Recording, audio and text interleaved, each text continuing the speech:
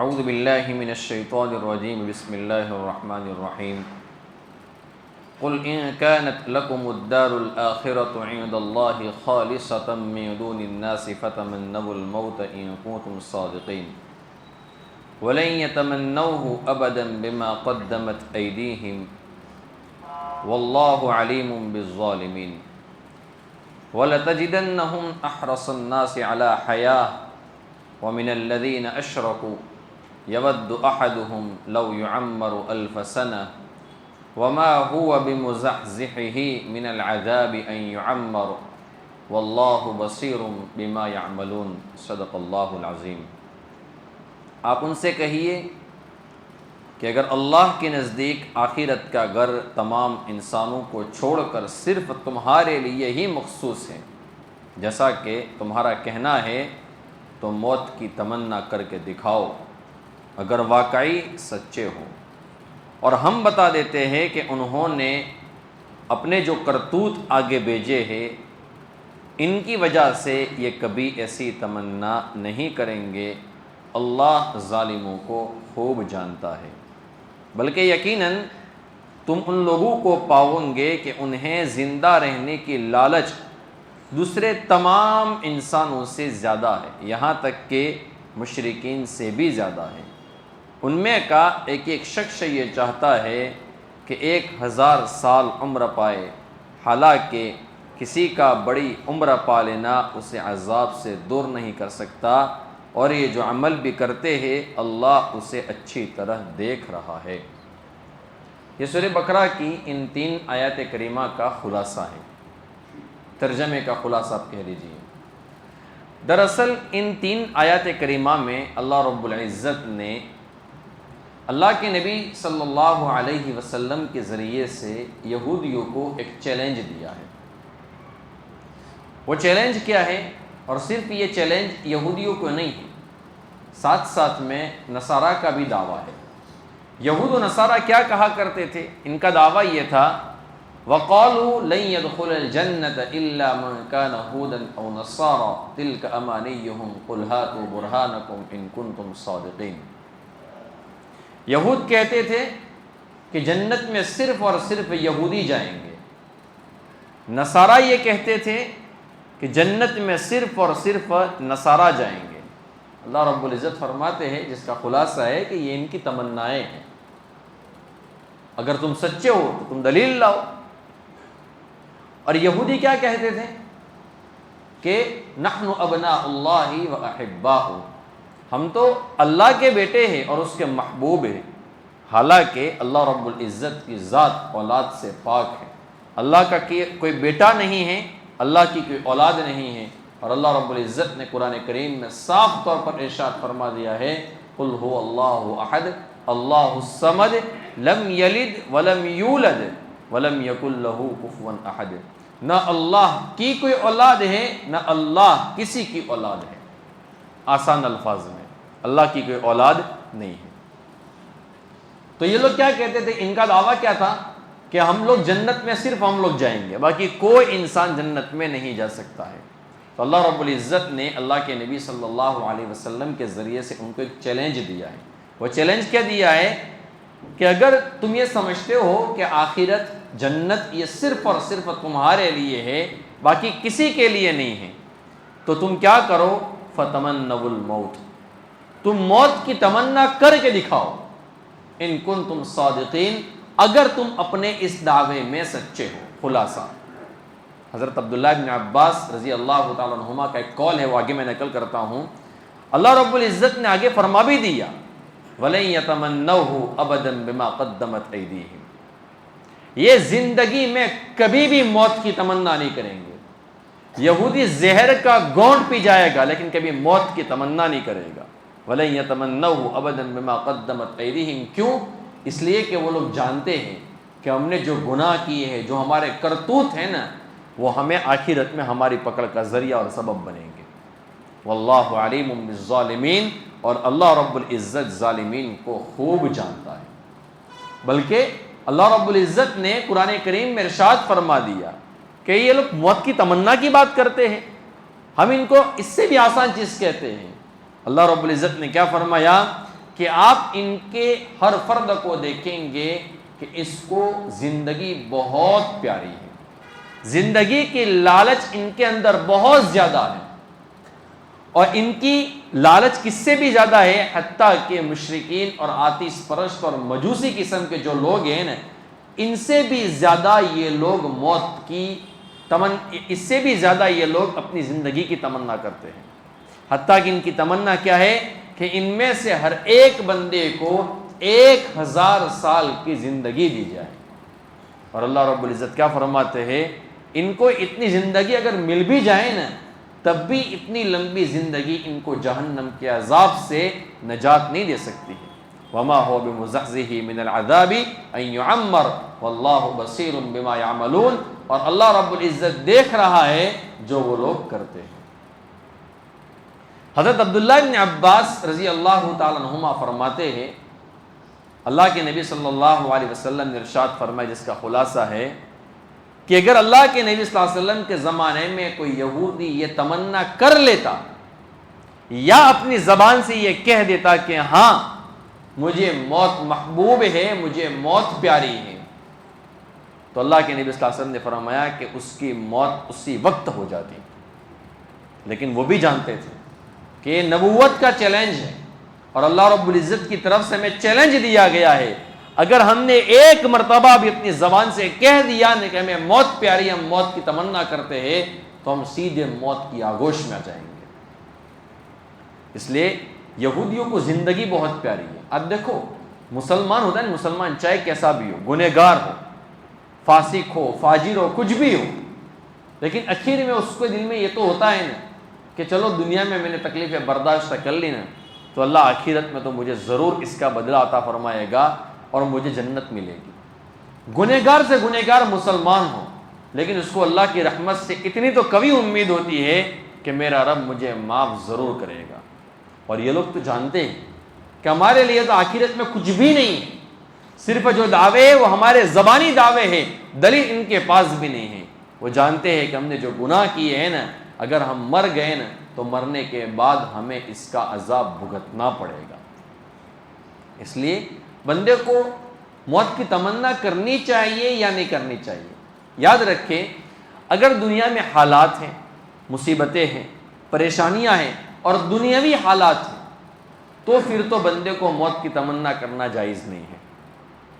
ہاں، کوئی بندہ اس اعتبار سے موت کی تمنا کرتا ہے کہ میں مروں گا تو اللہ رب العزت کے دربار میں جاؤں گا، اللہ رب العزت مجھے جنت عطا فرمائیں گے، اللہ کے نبی صلی اللہ علیہ وسلم، صحابہ کرام، بزرگان دین سے میں ملاقات کروں گا، اللہ رب العزت کا میں دیدار کروں گا، اور اس اعتبار سے اگر کوئی بندہ موت کی تمنا کرتا ہے تو پھر موت کی تمنا جائز ہے، بلکہ شریعت کے اندر یہ اچھی چیز ہے کہ اس اعتبار سے تو بندے کو موت کی تمنا کرنی چاہیے۔ دیکھو، بندہ جس طریقے کی زندگی گزارتا ہے میرے دوستوں، اللہ رب العزت بندے کو موت ایسی عطا فرماتی ہے، اور جیسے بندی کی موت آتی ہے نا، تو پھر اللہ رب العزت بندے کو میدان محشر میں اسی طریقے سے اٹھاتے ہیں۔ میں کچھ واقعات آپ کی خدمت میں پیش کرتا ہوں، ان واقعات کو اگر آپ سنیں گے اور دل کے کانوں سے سنیں گے تو انشاءاللہ ہمارے اندر بھی یہ جذبہ پیدا ہو جائے گا۔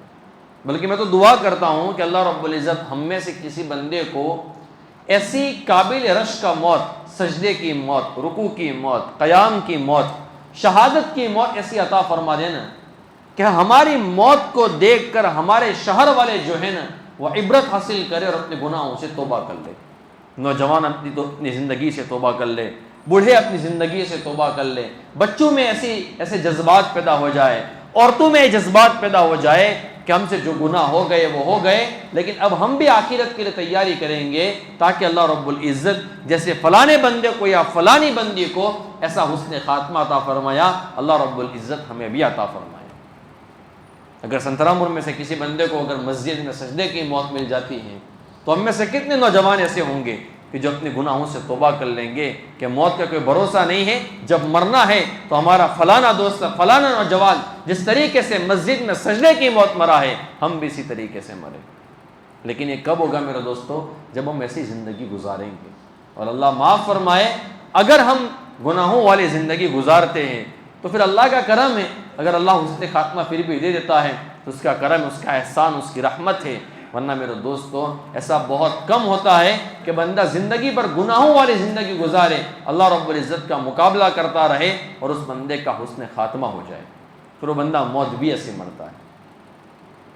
اب میں کچھ واقعات آپ کی خدمت میں پیش کرتا ہوں۔ ایک بزرگ ہیں، ان کا نام ہے حضرت ابراہیم نخعی رحمۃ اللہ علیہ، بہت بڑے محدث ہیں۔ ان کا فرمان ہے کہ صحابہ کرام اس بات کو پسند کرتے تھے کہ موت کے وقت آدمی کے سامنے اس کے اچھے اعمال بیان کیے جائے کہ آپ نے فلانا نیک عمل کیا ہے، فلانا نیک عمل کیا ہے، کیوں؟ تاکہ وہ اپنے رب کے ساتھ اچھا گمان رکھے۔ حضرت ابراہیم نخعی رحمۃ اللہ علیہ بڑے جلیل القدر محدث گزرے، زندگی پر دین کی خدمت میں گزار دی۔ اللہ رب العزت نے موت کیسے عطا فرمائی؟ حضرت ابو معشر زیاد ابن کلیب رحمۃ اللہ علیہ فرماتے ہیں کہ ہم حضرت ابراہیم نخعی رحمۃ اللہ علیہ کے پاس اس وقت حاضر ہوئے جب وہ موت کی وجہ سے بہت اپنے آپ کو بھاری محسوس کر رہے تھے، موت کی وجہ سے اپنے آپ کو بھاری محسوس کر رہے تھے، اور انہوں نے اس وقت یہ کہنا شروع کیا۔ کیا کہنا شروع کیا؟ لا الہ الا اللہ وحدہ لا شریک لہ لہ الملک ولہ الحمد وہو علی کل شیء قدیر۔ اور جب ان کا بوجھ بڑھ گیا، چونکہ موت کے وقت بندے کو تکلیف ہوتی ہے، تو جب ان کا بوجھ بڑھ گیا تو پورا جملہ نہیں کہہ پاتے تھے، پھر بار بار یہ جملہ کہتے تھے، لا الہ الا اللہ وحدہ لا الہ الا اللہ وحدہ، یہ کہہ رہے تھے، اور اسی حالت میں ان کا انتقال ہو گیا۔ کیسی پیاری موت آئی۔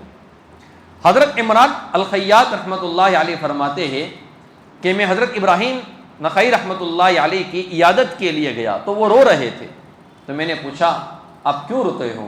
تو فرمانے لگے کہ میں ملک الموت کا انتظار کرتا ہوں، معلوم نہیں کہ وہ مجھے جنت کی بشارت دیتا ہے یا جہنم میں مجھے لے جاتا ہے۔ ہم میں سے کتنے سارے لوگوں کا انتقال ہو گیا، اور ہم نے کتنے لوگوں کی وفات کے وقت جملہ سنا کہ انہوں نے یہ کہا ہو کہ میں ملک الموت کا انتظار کرتا ہوں، مجھے نہیں پتہ ہے کہ میں جنت میں جاؤں گا یا جہنم میں جاؤں گا۔ ہماری تو موتیں ہم دیکھتے ہیں تو بسا اوقات یعنی بندہ لرز جاتا ہے۔ میں نے زندگی میں ایک موت ایسی دیکھی ہے نا کہ جب اس خاتون کا انتقال ہو رہا تھا، جب اس کی میں چیخیں سن رہا تھا نا، 1 سال پہلے 1.5 سال پہلے کی میں بات کرتا ہوں، یا اس سے 2 سال پہلے کے آس پاس کی بات کرتا ہوں، مجھے پوری رات یعنی نیند نہیں آتی تھی، یعنی بندے کو گھبراہٹ ہوتی تھی کہ یار ایسا ہم نے دیکھ لیا۔ امریلی میں ایک عورت کا ہم نے موت کا منظر دیکھا تھا، تو بندے کو موت کی تیاری کرنی چاہیے۔ اس سے بھی بہترین واقعہ ایک بزرگ ہے، ان کا نام ہے حضرت اسماعیل ابن احمد ابن ابراہیم۔ سیر و اعلام النبلاء میں لکھا ہے سن ہجری 396 میں آپ کی وفات ہوئی ہے۔ مغرب کی نماز کا وقت تھا، آپ نے نماز کی نیت باندھی، سورہ فاتحہ پڑھ رہے تھے اور ایاک نعبد و ایاک نستعین پر پہنچے اور آپ کی روح پرواز کر گئی، آپ کا انتقال ہو گیا۔ کیسی پیاری موت آئی ہے۔ اللہ کرے کہ ہم بھی قرآن کریم کی تلاوت کرتے ہو، نماز کی حالت میں ہو، اور اللہ رب العزت ہمیں بھی ایسی موت عطا فرمائے۔ تیسرا واقعہ ایک بزرگ ہے، ان کا نام ہے حضرت شیخ الاسلام نصر ابن ابراہیم رحمۃ اللہ علیہ۔ آپ کے متعلق آپ کے ایک شاگرد ہے، وہ فرماتے ہیں، ان کا نام ہے فقیہ نصر اللہ مسیسی۔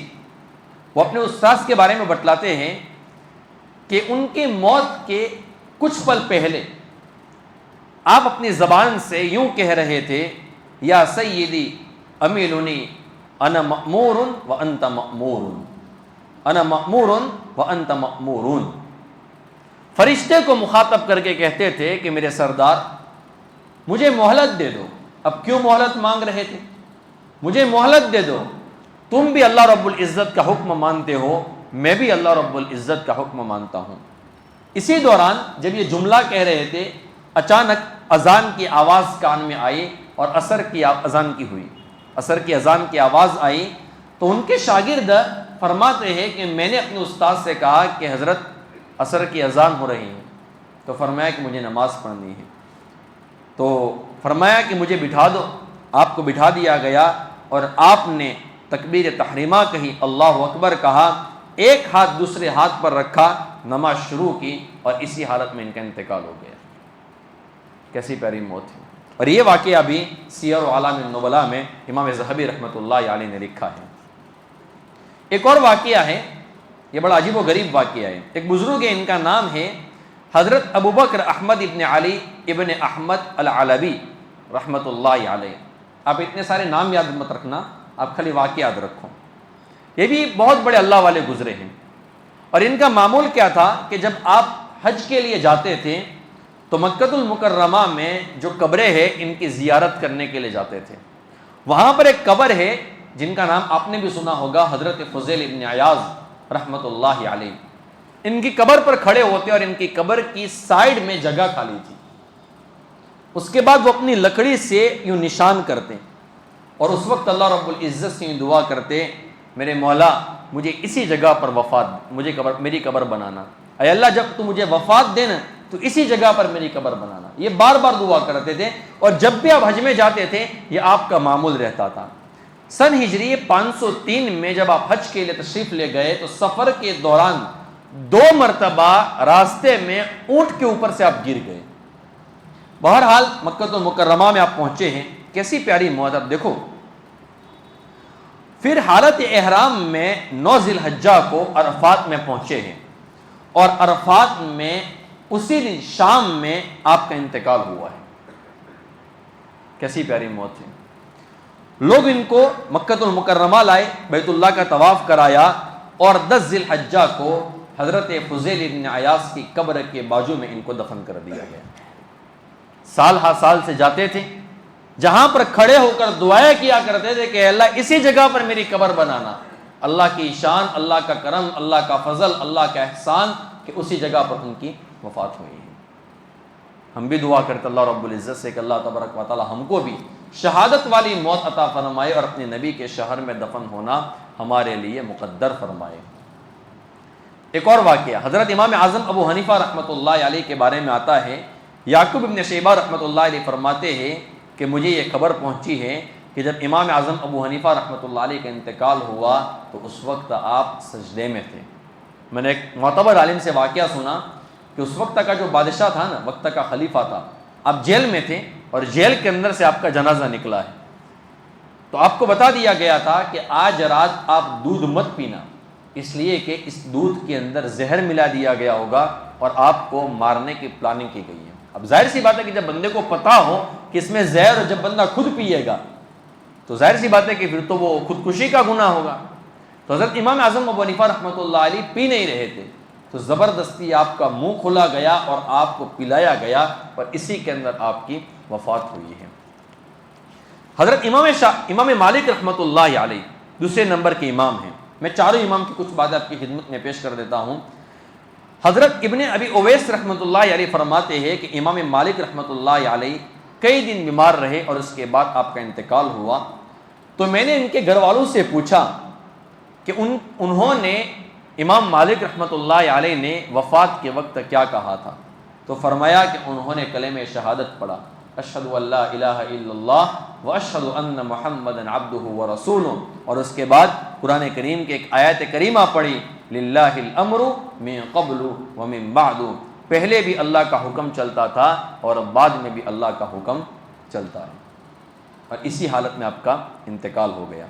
حضرت قاضی ایاز رحمۃ اللہ علیہ نے اسد ابن موسیٰ سے نقل کیا ہے کہ میں نے امام مالک رحمۃ اللہ علیہ کو ان کی وفات کے بعد دیکھا، خواب میں دیکھا کہ ان کے اوپر سائبان ہے، یعنی سایہ کیا ہوا ہے، اور آپ نے اپنے جسم کے اوپر سبز لباس پہنا ہے اور اونٹنی پر سوار تھے اور آسمان و زمین کے درمیان اڑ رہے تھے. تو میں نے پوچھا، امام مالک آپ فوت نہیں ہوئے ہو، آپ کا انتقال نہیں ہوا ہے؟ فرمانے لگے کہ کیوں نہیں؟ تو میں نے پوچھا کہ اللہ رب العزت نے آپ کے ساتھ کیا معاملہ کیا؟ تو فرمانے لگے کہ میں اپنے رب کے سامنے حاضر ہوا اور اس نے بالمشافہہ میرے سے گفتگو کی، یعنی اللہ رب العزت نے بذات خود میرے سے بات کی اور اللہ رب العزت نے فرمایا مانگو میں تمہیں دوں گا، تمنا کرو میں تم کو راضی کر دوں گا. اللہ کرے کہ ہمارا بھی ہمارے انتقال ہو جائے نا تو اللہ رب العزت ہمیں بھی یہ کہیں کہ آپ کے ساتھ کیا بنا، یعنی اللہ رب العزت ہمیں یوں کہہ دے کہ میرے بندے مانگ، میں تیری تمنا کو پوری کر دوں گا. اور ہم بھی کسی کے خواب میں آ کر کہے کہ اللہ رب العزت نے میرے ساتھ یہ معاملہ کیا۔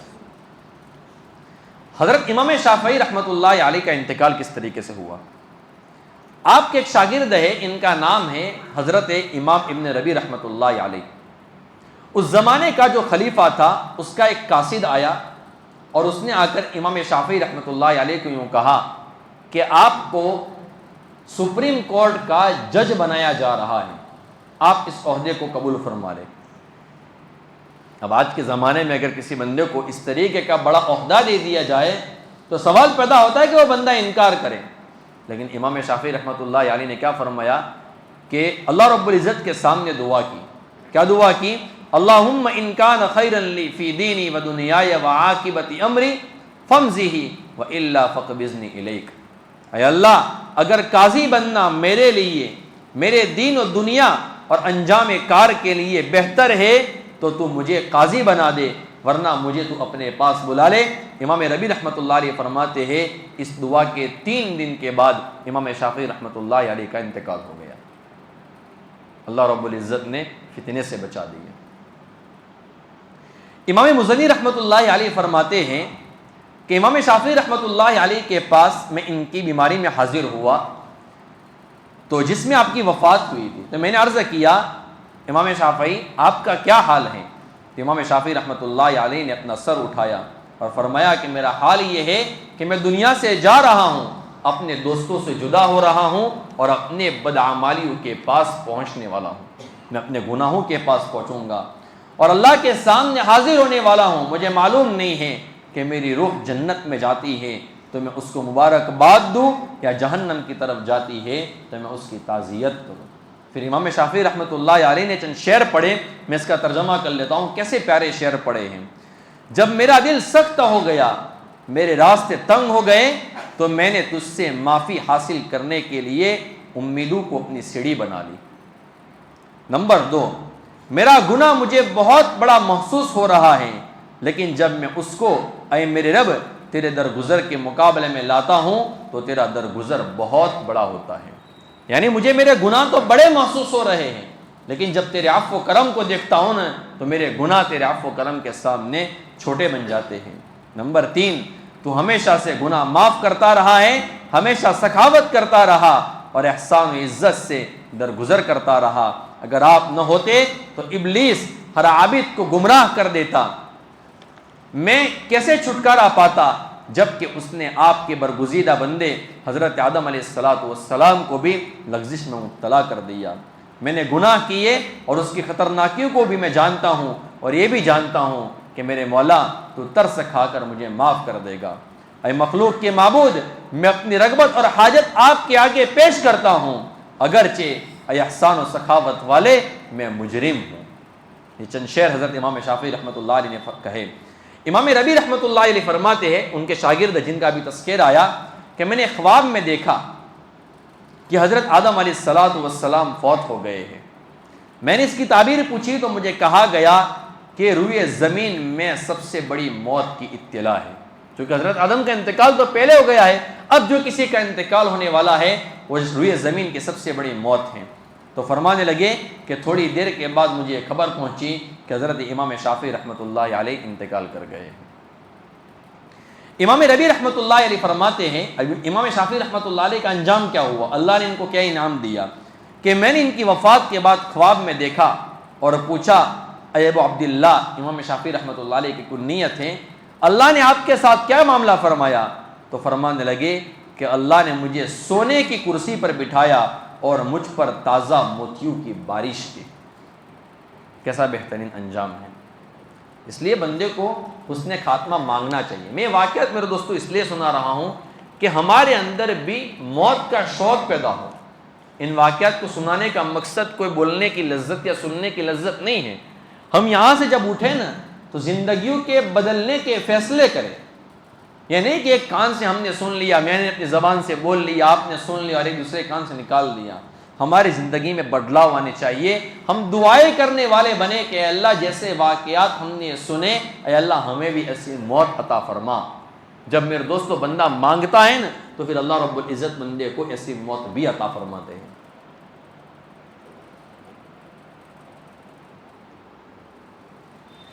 اب امام احمد بن حنبل رحمۃ اللہ علیہ چوتھے نمبر کے امام، میں کئی مرتبہ ان کے واقعات اور ان کی سیرت آپ کی خدمت میں پیش کر چکا ہوں، بس ان کے ایک خواب بیان کرتا ہوں۔ ایک بزرگ ہے، ان کا نام ہے ابو عقیل قزوینی رحمۃ اللہ علیہ۔ ان کے بھائی فرماتے ہیں کہ میں نے خواب میں ایک شخص کو دیکھا جو قزوین میں فوت ہوا تھا، ایک جگہ کا نام ہے۔ میں نے پوچھا کہ اللہ نے آپ کے ساتھ کیا معاملہ کیا؟ تو اس بندے نے کہا کہ اللہ رب العزت نے مجھے معاف کر دیا۔ پھر اس بندے نے تعجب سے پوچھا کہ آپ کو اللہ رب العزت نے معاف کر دیا؟ تو کہا کہ ہاں۔ تو میں حیران ہو گیا اور پھر کئی لوگوں کا پوچھا، تو اس نے کہا کہ میں ابھی نہیں بتاتا ہوں، میں بہت جلدی میں ہوں۔ تو میں نے کہا کہ تم لوگ کیوں جلدی میں ہو، تم کو جلد بازی کس بات کی ہے؟ تو اس نے کہا کہ اس لیے کہ تمام آسمان والے امام احمد بن حنبل رحمۃ اللہ علیہ کے استقبال کی تیاری میں مصروف ہیں۔ امام احمد کا انتقال ہو رہا تھا، آپ اوپر جا رہے تھے، تو آسمان والے جتنے بھی ہیں نا وہ سارے کے سارے امام احمد بن حنبل رحمۃ اللہ علیہ کے استقبال کی تیاری کر رہے تھے۔ اللہ کرے کہ ہمارا بھی جب انتقال ہو جائے نا تو آسمان والے اسی طریقے سے ہمارا بھی استقبال کریں۔ تو بندہ کہتا ہے کہ میں بھی اسی لیے جلدی میں ہوں کہ میں بھی ان کے استقبال کے لیے جانا چاہتا ہوں۔ اور امام احمد رحمۃ اللہ علیہ کی بھی انہی دنوں کے اندر وفات ہوئی تھی۔ شیخ الاسلام زکریا انصاری رحمۃ اللہ علیہ فرماتے ہیں کہ میں نے ایک بندے کو دیکھا کہ جو باکرزی ایک علاقہ ہے وہاں پر اس کا انتقال ہوا تھا۔ اس نے کہا کہ میں نے خواب دیکھا کہ گویا کہ قیامت قائم ہو چکی ہے، اور ایک آدمی ایسے گھوڑے پر سوار ہے کہ وہ اتنا خوبصورت ہے کہ اس کے حسن کو صرف اور صرف اللہ رب العزت جانتا ہے، اللہ کے سوا کوئی نہیں جانتا ہے۔ اور ایک منادی اعلان کر رہا ہے کہ خبردار، آج کوئی بھی ان کے آگے نہ چلنا، یہ جو بندہ گھوڑے پر سوار ہے اس کے آگے مت چلنا۔ تو میں نے پوچھا کہ یہ کون ہے؟ تو لوگوں نے کہا کہ یہ امام احمد بن حنبل رحمۃ اللہ علیہ ہے۔ اب کچھ واقعات آپ کی خدمت میں ایسے پیش کرتا ہوں کہ موت کی بات کی کرامت ہے کہ ان کو شہید کر دیا گیا اور ان کے سر نے قرآن کریم کی تلاوت کی۔ ایک بزرگ ہے، ان کا نام ہے حضرت امام احمد ابن نصر مروزی رحمۃ اللہ علیہ۔ ان کے زمانے میں فتنہ اٹھا تھا خلق قرآن کا۔ ان کا دعویٰ یہ تھا کہ معتزلی کا دعویٰ یہ تھا کہ قرآن کریم اللہ کی مخلوق ہے، اور یہ بزرگ وغیرہ بلکہ اہل سنت والجماعت کا عقیدہ یہ ہے کہ قرآن کریم یہ اللہ کی مخلوق نہیں ہے بلکہ اللہ کا کلام ہے۔ اگر مجھے اور آپ کو کوئی بندہ پوچھے کہ قرآن کریم مخلوق ہے یا نہیں ہے تو کیا کہنے کا کہ نہیں، قرآن کریم یہ اللہ کا کلام ہے، اللہ کی صفت ہے، یہ جواب دینے کا۔ تو وقت کا جو بادشاہ تھا ان سے ناراض ہو گیا اور ان کو شہید کر دیا گیا، اور ان کے سر کو ایک چوراہے کے اوپر لٹکا دیا گیا۔ تو جو لوگ آپ کے سر کی حفاظت کر رہے تھے، آپ کے سر کے ارد گرد جو لوگ بیٹھے ہوئے تھے، جو سپاہی پولیس والے تھے، ان کا بیان ہے کہ ہم نے ان کے سر کو رات کے وقت میں دیکھا اور صاف صاف الفاظ میں ہم نے سنا کہ ان کا سر صرف سر سورہ یاسین کی تلاوت کر رہا ہے۔ کیسا واقعہ ہے؟ سورہ یاسین کی تلاوت صرف سر کرتا ہے۔ اللہ کرے کہ ہمارا سر بھی الگ ہو جائے نا اور ہم بھی قرآن کریم کی کسی سورت کی تلاوت کرتے، سورہ رحمان کی تلاوت کرے، سورہ یاسین کی تلاوت کرے۔ یہی بزرگ کے بارے میں آتا ہے، ان کے بھانجے ہیں، ان کا نام ہے حضرت ابراہیم ابن اسماعیل ابن خلف رحمۃ اللہ علیہ۔ وہ فرماتے ہیں کہ امام احمد ابن نصر مروزی رحمۃ اللہ علیہ میرے ماموں ہیں۔ جب خلق قرآن کے مسئلے پر جب آپ کو قتل کر کے سولی پر لٹکا دیا گیا تو مجھے کسی نے آ کر بتایا کہ ان کا سر رات کے وقت میں قرآن کریم کی تلاوت کرتا ہے۔ تو میرے اندر شوق اٹھا، تو میں رات کے وقت ان کے سر کی تلاوت سننے کے لیے گیا جب دنیا نیند کی آگوش میں سو چکی تھی، اور میں نے اپنے کانوں سے سنا کہ ان کا سر مبارک قرآن کریم کی اس آیت کریمہ کی تلاوت کر رہا تھا، الف لام میم احسب الناس ان یترکوا ان یقولوا آمنا وهم لا یفتنون۔ کیا لوگوں نے یہ گمان کر رکھا ہے کہ ہم ایمان لے آئے کہنے پر انہیں ویسے ہی چھوڑ دیا جائے گا اور انہیں آزمایا نہیں جائے گا؟ یعنی مومنین کو تو آزمایا ہی جائے گا، ان کے اوپر امتحان آئیں گے، آزمائش آئے گی، مصیبتیں آئے گی، تکلیفیں آئے گی۔ تو ان کے بھانجے فرماتے ہیں کہ جب یہ میں نے منظر دیکھا اور اپنے کانوں سے اپنے ماموں کے سر مبارک کی یہ قرآن کریم کی آیت کریمہ کی تلاوت سنی تو میرے جسم کے رونگٹے کھڑے ہو گئے، میرے جسم کے رونگٹے کھڑے ہو گئے۔ ایک واقعہ مزید آپ کی خدمت میں پیش کرتا ہوں۔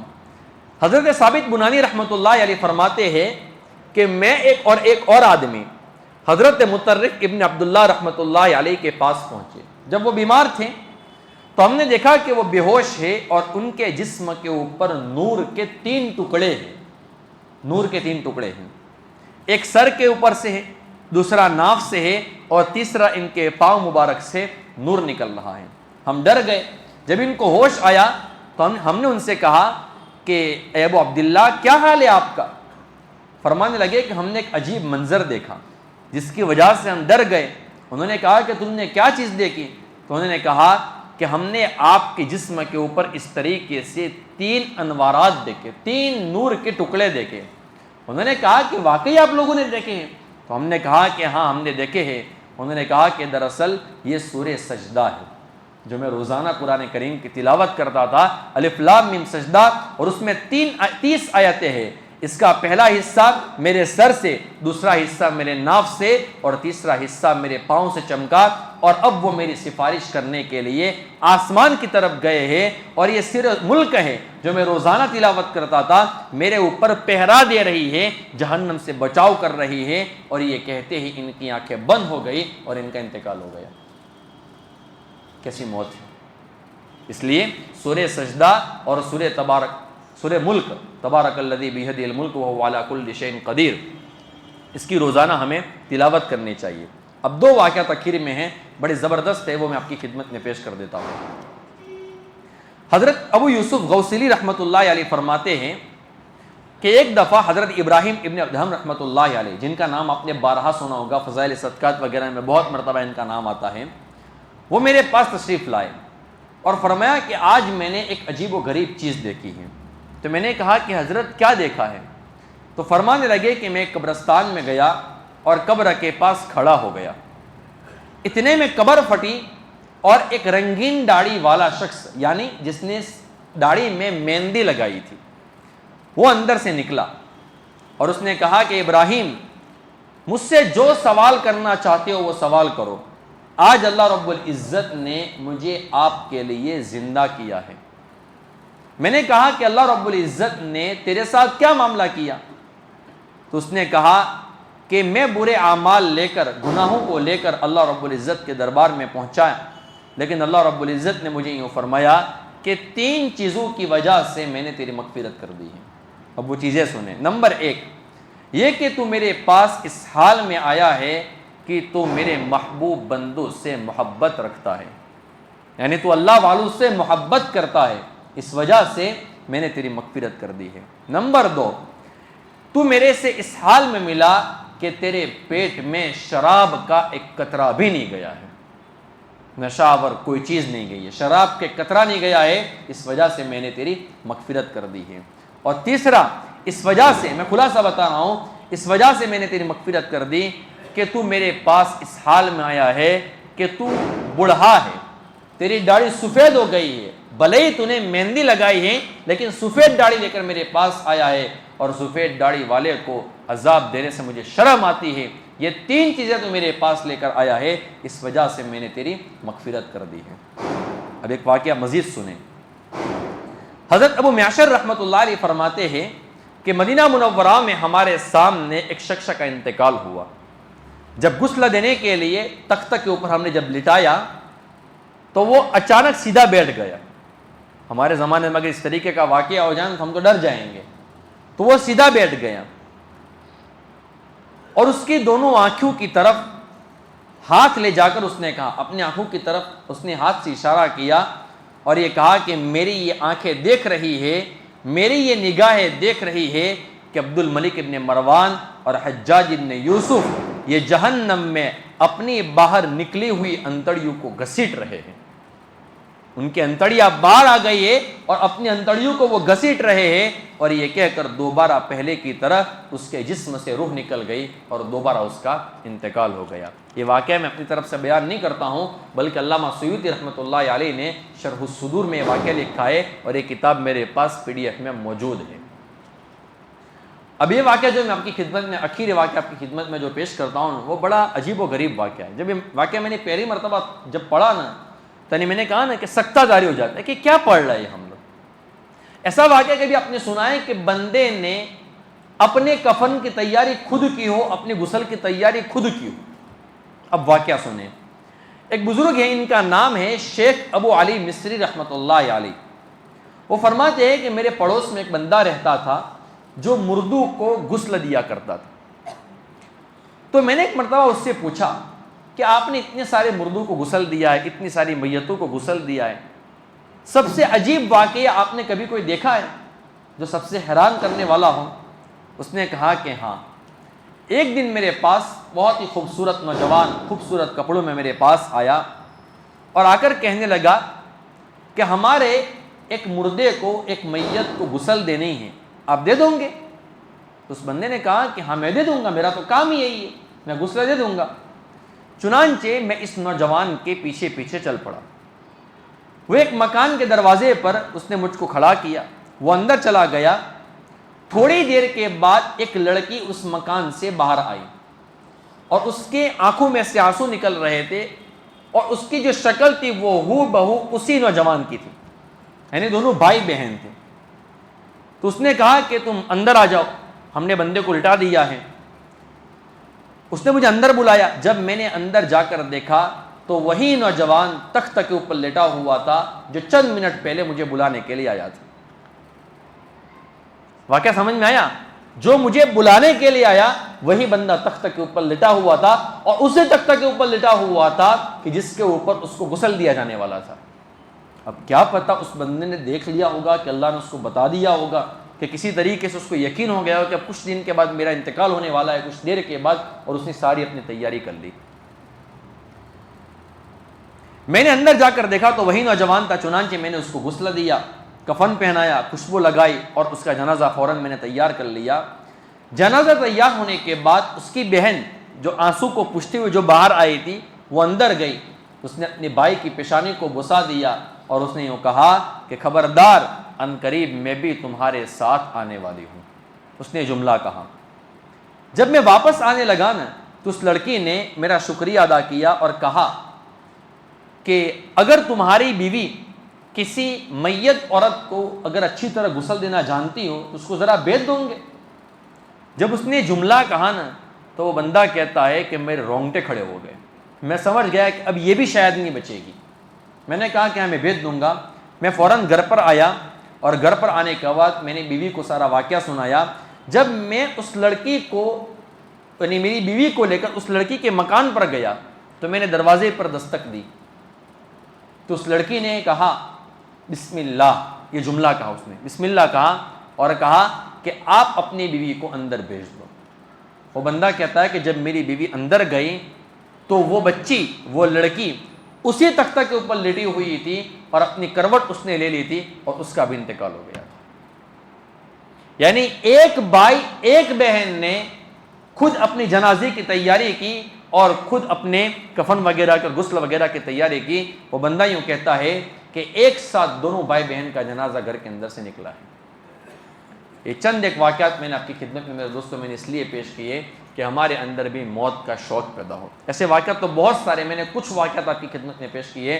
انشاءاللہ پھر جب موقع آئے گا موت کی جب بات آئے گی, آخرت کی جب بات آئے گی تو مزید انشاءاللہ اس طریقے کے واقعات میں آپ کی خدمت میں پیش کروں گا. ہم سب دعا کرتے اللہ رب العزت سے کہ اللہ تبارک و تعالی ہمارے اندر بھی ایسا موت کا شوق پیدا فرمائے اور اللہ رب العزت ہم تمام کو حسن خاتمہ کی عظیم نعمت سے مالا مال فرمائے.